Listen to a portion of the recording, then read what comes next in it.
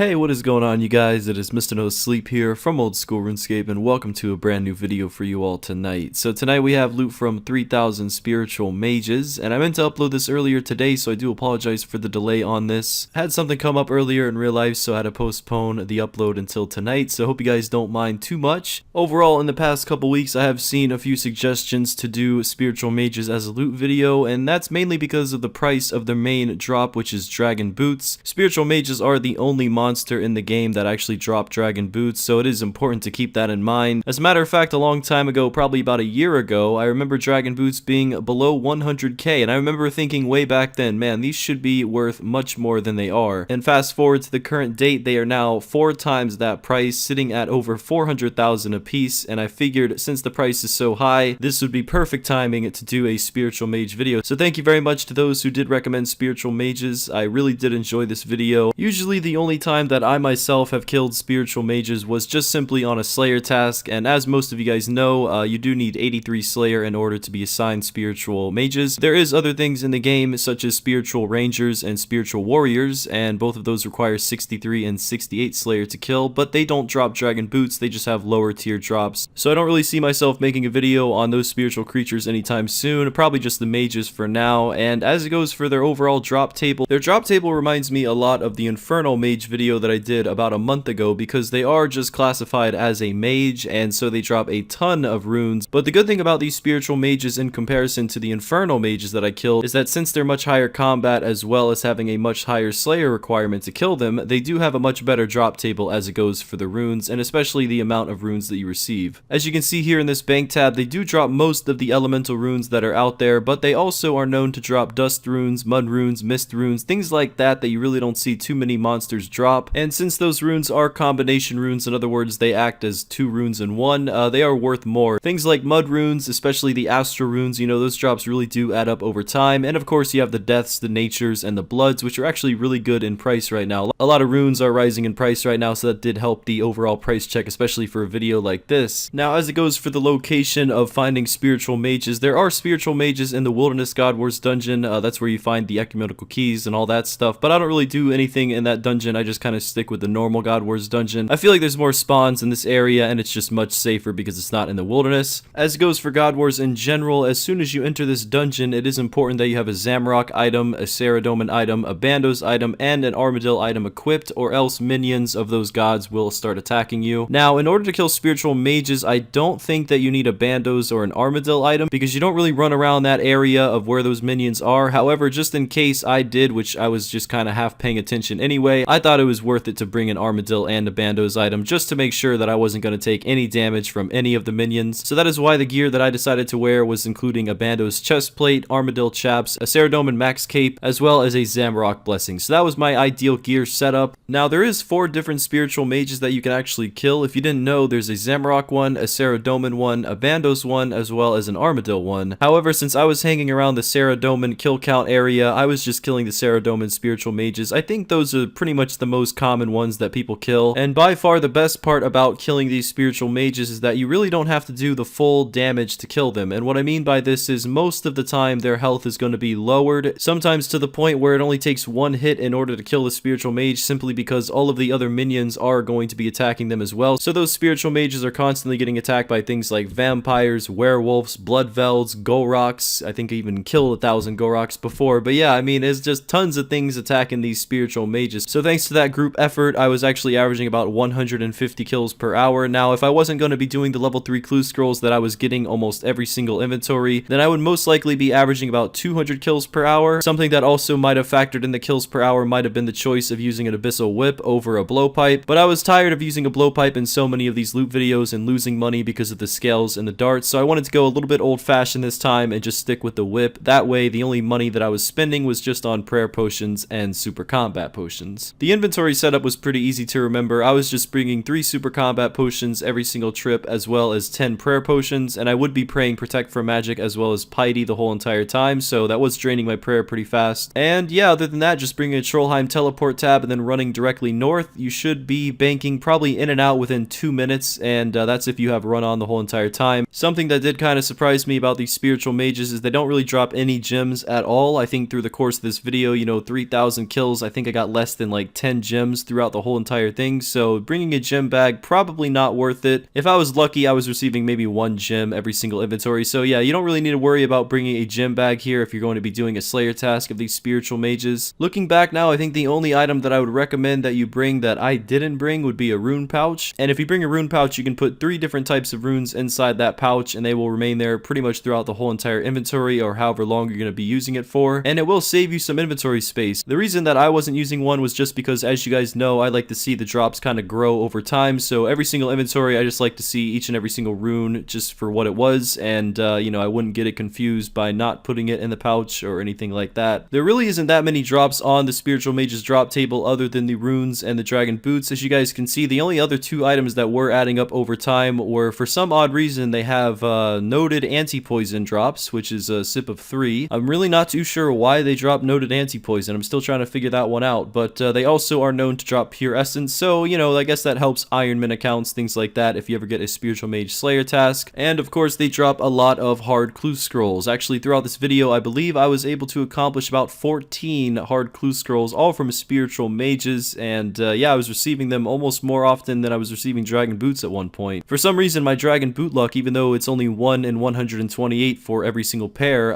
was actually, I'd say, below average in most of the video, and then towards the very end, it did pick up quite a bit, I'd say, especially the last inventory, which you guys will see. But yeah, the clue scrolls, as I always mention, are always optional. I just enjoy doing them because it's just something to take your mind off of what you're doing, and since I was getting 100 kills every single inventory at least, you know, sometimes if I was paying a lot of attention and prey flicking, I'd get like 150. Then usually once I banked, I would just go ahead and do the clue scroll, and then I would make my way back to Trollheim and pretty much repeat the process throughout the 3,000 kills. Now what you're seeing here is actually my luckiest inventory throughout the whole entire video, and this was actually my very last inventory, so I really lucked out with this one. I got 5 different pairs of dragon boots, all in under 150 spiritual mage kills, and before this happened, I think my luckiest inventory was just 2 dragon boots, so this was doubling that and then some, and I also actually managed to get a clue scroll. So yeah, it was a really great way to finish up this video. I usually always teleport out as soon as I run out of prayer potions, but since I was so close to finishing at this trip, I figured I would just go way over the normal KC that I do, and it worked out pretty well. Here's a fun fact for you. I was just looking at the clips, and the starting clip, the price of dragon boots was 428k, and now at the very end, they are sitting at 408k. So yeah, they actually went down 20k in 2 days. Something to keep in mind, you know, maybe you want to kill spiritual mages sooner rather than later. I'm not too sure if they're going to continue going down. All I know is they were going up for a very long time, but I guess the prices change a lot on certain items over time. So before we get into the price check, I did decide to do that last level 3 clue scroll and did receive a pretty good reward. For the most part, you know, my clue scroll rewards were pretty average over the course of this whole entire video. I think my best one was 243k and my worst one was 40k. All the clue scrolls throughout this video did accumulate to be about 1.6 mil, and as it goes for the first price check, which is all the runes and all the gems as well as the pure essence, does come out to be 5.2 mil, which is actually a pretty good amount considering this is just from the runes, not including the dragon boots, all just runes, 5 mil flat. And as it goes for the dragon boots, you know, we gotta unnote these bad boys. With the drop rate of 1 in 128 and 3,000 kills, I was able to get just about 25 pairs, and since they're 408k each, the overall price check of them comes out to be 10.2 mil. So we add in the 10.2 mil from the initial price check of all the runes, which was 5.2, and we end up with just about 15.4 mil from 3,000 spiritual mages. Factoring in all the prayer potions, all the super combat potions, and everything else used, I would say the supply cost was just about 2.4 mil, meaning that we made about 13 mil profit. Well, that's going to be it for this one, guys. Thank you very much for taking the time out of your day to watch the video. It really does mean a lot, and thank you so much for all the subscriptions lately. The feedback's been amazing, so yeah, thank you guys, and I'll see you in the next one.